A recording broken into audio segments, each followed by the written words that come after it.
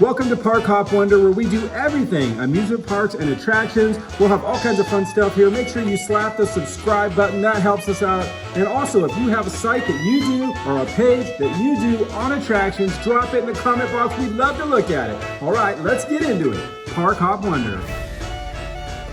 One of the biggest names in the roller coaster world is a well-known landmark at Disneyland. It's ironic to consider that Space Mountain is somewhat relatively new, at least in the context of Disney, but that doesn't mean that it doesn't have a fascinating backstory or mystery of its own, because it does. The idea for Space Mountain was first conceived by Walt Disney in 1964, when he believed that Tomorrowland, which was themed after a vision of the future, was out of date. At this time, Disney turned its attention to the development of Tomorrowland, which included the People Mover and the Carousel of Progress, which were designed originally for the World's Fair. At this point, there's no Space Mountain, and Walt had all of his attention shifted towards the creation of Walt Disney World in Florida.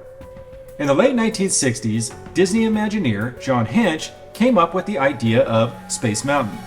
Hinch was inspired by the popularity of space exploration at the time and saw an opportunity to create an attraction that would transport guests to a new realm of adventure. The project was put on hold, however, due to budget constraints. In the 1970s, the Magic Kingdom was in need of a new e-ticket attraction. For those of you that may not know, the e-tickets were the top-of-the-line rides.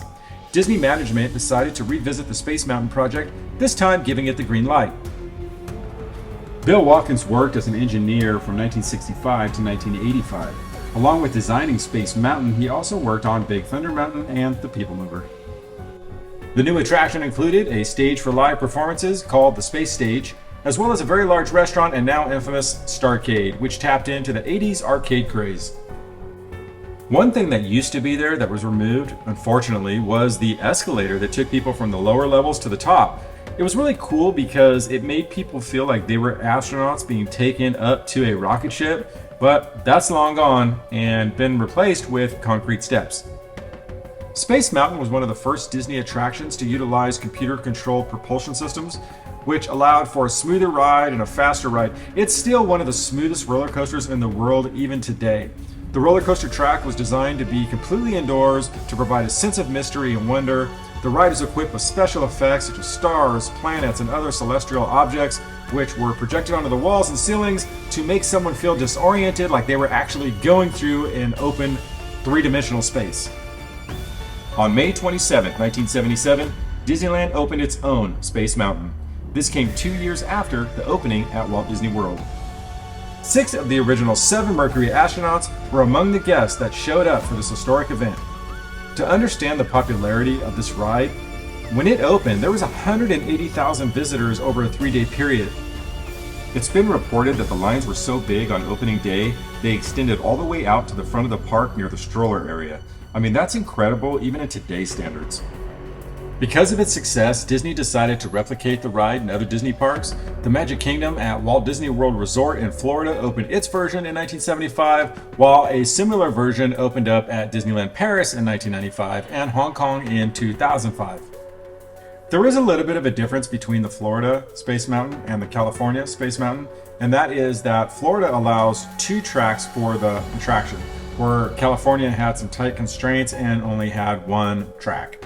The first onboard soundtrack was added to the cars thanks to Aaron Richard and Eddie Soto. The soundtrack combines science fiction and surf music. It sounds crazy, but it actually worked thanks to the talents of Dick Dale, who is a legend in guitar surf music, pretty much known for his work in Wipeout.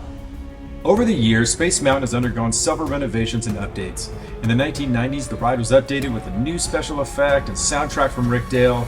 And in the 2000s, the ride was updated again with a new ride system. And in 2017, the ride at Disneyland was closed for major renovations, opening up as Space Mountain Ghost Galaxy for Halloween time.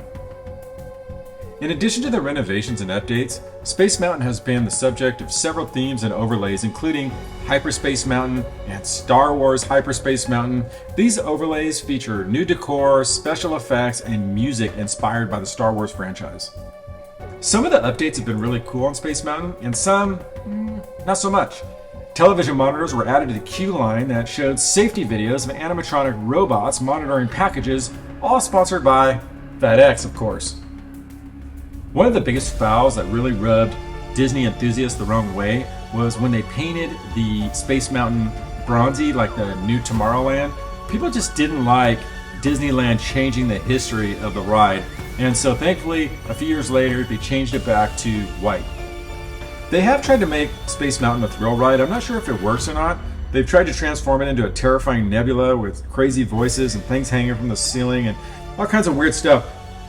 One of the engineering parts of Space Mountain that people don't think about is how the people are processed through it, right? I mean, think about this, that there are people shuffled in and out of that rocket every 30 seconds, right? And there's 12 rockets on the track at once. Space Mountain is a great example of how technologically savvy and creative Disney can be with its ride engineering. Space Mountain may not be the fastest roller coaster, but it is pretty quick. It tops off at 30 miles an hour, which is a little bit faster than Thunder Mountain, but what makes it feel fast is the fact that you can't see anything and it has tight turns. All that stuff makes it a pretty good thrill ride, and it doesn't really trash your body like other roller coasters might do. Space Mountain for sure is one of my favorites and the favorites of a lot of people. It's one of the first rides people go to when they get there. It is futuristic, but I think it's more nostalgic now than anything. I mean, it's one of those, reasons why you go to Disneyland is to ride Space Mountain. It's such a cool history, and it was a flashback to when everything was astronauts and rockets and flights to the moon. It's really a throwback to that, and so people really get that feeling of nostalgia when they ride it. When you walk through it, it's like those 70s sci-fi movies, with the rocket in the middle of it. It just has this feeling that really transports you and makes you feel like you're in space. So overall, Space Mountain is really cool, and it's one of my favorites, and I hope you enjoyed watching this. Please think about giving a subscribe if you made it this far and you enjoyed this video, and thanks for watching. This is Billy at Park Hop Wonder.